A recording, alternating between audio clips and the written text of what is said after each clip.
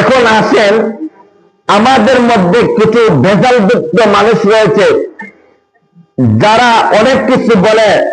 ইয়াউমু আরাফা, যেমন সৌদিতে 9 তারিখে ইয়াউমুল আরাফা থেকে 9 তারিখে রোজা রাখে ইয়াউমু আরাফা, আর আমাদের দেশে 8 তারিখে হয় সৌদি অনুযায়ী ইয়াউমুল আরাফা।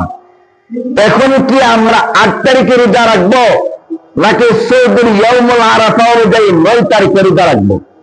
আমার কথাটা বুঝতে পারছেন? সৌদিতে 9 তারিখ ইয়াউমুল আরাফা থাকে, আর আমাদের দেশে 8 তারিখে ইয়াউমুল আরাফা থাকে। এখন কি 8 তারিখে রোজাটা রাখবো নাকি আমাদের দেশে যে 9 তারিখ আসবে এই 9 তারিখে রোজাটা রাখবো? মুহাদ্দিসিনে কেরাম, মুফতিয়ানে কেরাম, বড় বড় আলেমরা বলেছেন বরং যার যার দেশের চাঁদ অনুযায়ী রোজা রাখবো, যার যার দেশের চাঁদ অনুযায়ী রোজা রাখবো। যে দেশে আগে চাঁদ উঠেছে সে দেশে আগে রোজা রাখবে ইয়াউমুল আরাফা। যে দেশে পরে চাঁদ উঠেছে সে দেশেও, সৌদিতে 9 তারিখে, আমাদের দেশে 8 তারিখ হয়, আমরাও 9 তারিখে রোজা রাখবো। এখন প্রশ্ন থাকতে পারে, ইয়াউমুল আরাফা তো সৌদিতে 9 তারিখ, আমাদের 8 তারিখে তো ইয়াউমুল আরাফা না, তাহলে 8 তারিখে তো ইয়াউমুল আরাফা, 8 তারিখে তো রোজা রাখার কথা, 9 তারিখে রাখবো কেন? আসলে অনেক ভুল বুঝেন। দেখেন, একটু কথা লক্ষ্য করুন, চিন্তা করুন। সব দেশে কি একই দিনে চাঁদ উঠে? একই দিনে চাঁদ উঠে? সব দেশে কি একই দিনে রোজা রাখে? সব দেশে কি একই দিনে ঈদ করে?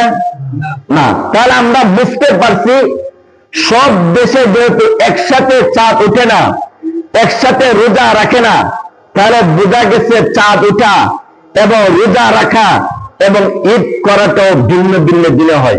ঠিক তেমনি ভাবে এই 9 তারিখের রোজাটাও ওই চাঁদ অনুযায়ী ভিন্ন ভিন্ন দিনে রাখবে, সৌদির সাথে মিল রেখে রাখবেন। একটা যুক্তি দিলে বুঝবেন। যুক্তিটা হলো, হাজিগণ ইয়াউমুল আরাফা উকুফ আরাফা করে, হাজিগণ উকুফ আরাফা করে ইয়াউমুল আরাফার মধ্যে। এই ইয়াউমু আরাফা পৃথিবীর সকল মানুষের জন্য সৌদির 9 তারিখে ইয়াউমুল আরাফা অবস্থান করা বা মানা কি সম্ভব? কখনো সম্ভব না।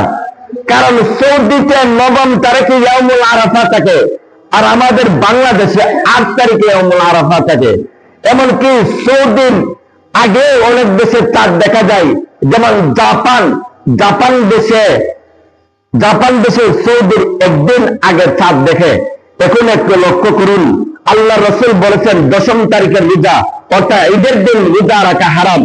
এখন যে দেশে সৌদির আগে চাঁদ দেখা যায়, এই সৌদির সাথে মিল রাখা যদি 9 তারিখে রোজা রাখে, তাহলে ওই দেশে 10 তারিখ হয়। কয় তারিখ হয়? যেহেতু সৌদির একদিন আগে কি হচ্ছে, চাঁদ উঠছে, সে অনুযায়ী সৌদির ইয়াউমুল আরাফা দিনের অনুযায়ী তাদের দেশে 10 তারিখ, আর 10 তারিখে হয় কুরবানির দিন। আর কুরবানির দিন রোজা রাখা কি হয়? হারাম হয়। কুরবানির দিন রোজা রাখা হারাম। তাহলে আমরা বুঝতে পারলাম আসলে 9 তারিখের রোজাটা, ইয়াউমুল আরাফার রোজাটা প্রত্যেক দেশের চাঁদ অনুযায়ী রাখতে হবে, সৌদির সাথে মিল রেখে নয়। কথা বুঝতে পারছেন? আরেকটা যুক্তি দিলে বুঝবেন। সকল বড় বড় আলেম ওলামা, প্রত্যেক দেশের ভিন্ন ভিন্ন দেশের সকল আলেম ওলামা কেরাম একমত যে 9 তারিখের পরের দিনই হলো কুরবানি। 9 তারিখ পরের দিনই হলো কুরবানি। এখন আমরা যদি সৌদির সাথে মিল রাখা, সৌদিতে যেহেতু 9 তারিখ ইয়াউমুল আরাফা, আর আমাদের দেশে 8 তারিখ ইয়াউমুল আরাফা, তাহলে আমাদের ঈদটা একদিন যেদিন পরে উঠেছিলি 8 তারিখে যদি আমরা রোজা রাখি, তাহলে মাঝখান দিয়ে 9 তারিখ ঢুকতেছে, 10 তারিখে দিয়ে আমরা ঈদ হইতেছে, তাহলে মাঝখান দিয়ে একদিন ঢুকে গেছে। অথচ সকল আলেম ওলামা কেরাম একমত 9 তারিখ যেদিন রোজা রাখা হবে ওই দিনের পরের দিন হলো কুরবানি। অথচ আমরা যদি 8 তারিখে সৌদির সাথে মিল রাখা রোজাটা রাখি, তাহলে মাঝখান দিয়ে তৃতীয় একটা দিন ঢুকে যায়। সেজন্য আমরা প্রত্যেকেই আমাদের দেশের তারিখ অনুযায়ী যে দিন থেকে চাঁদ উঠছে এই দিনের তারিখ অনুযায়ী আমরা 9 তারিখে রোজা রাখবো, 8 তারিখে রোজা রাখবো না। কথাটা বুঝতে পারছেন?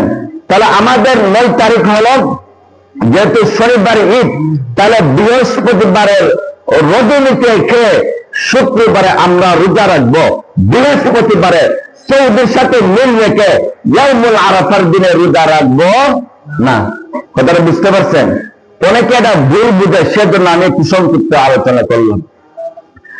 যাই হোক, এই জিলহজ মাসের প্রথম দশকের রোজার অনেক ফজিলত রয়েছে, অনেক আমলের ফজিলত রয়েছে। সেজন্য আমরা রজনীতে রাতে নফল নামাজ, জিকির আজকার, তেলাওয়াত, এমনকি দিনের বেলা রোজা রাখার চেষ্টা করব। কারণ আল্লাহ রাসূল সাল্লাল্লাহু আলাইহি সাল্লাম এই জিলহজ মাসের প্রথম দশকের রজনী এবং দিনকে আল্লাহর রাসূল শবে কদরের সাথে তুলনা দিয়েছে। আর আমরা জানি শবে কদর লাইলাতুল কদর খায়রুম মিন আলফি শাহর। লাইলাতুল কদর এমন এক রজনী, এমন এক রাত, হাজার হাজার বছর নফল নামাজ পড়লে যে সওয়াব পাওয়া যায়, লাইলাতুল কদর রজনীতে এক রাতে নামাজ ইবাদত করলে সে পরিমাণ সওয়াব পাওয়া যায়। সুবহানাল্লাহ। তাহলে আমরা বুঝতে পারলাম জিলহজ মাসের প্রথম দশকের রজনীর অনেক ফজিলত রয়েছে। আল্লাহ পাক রব্বুল আলামিন আমাদেরকে 1 তারিখ থেকে নিয়ে এই সামনে যে রোজাগুলো আছে এই রোজাগুলো রাখার তৌফিক দান করুন। সকলেই বলুন আমিন।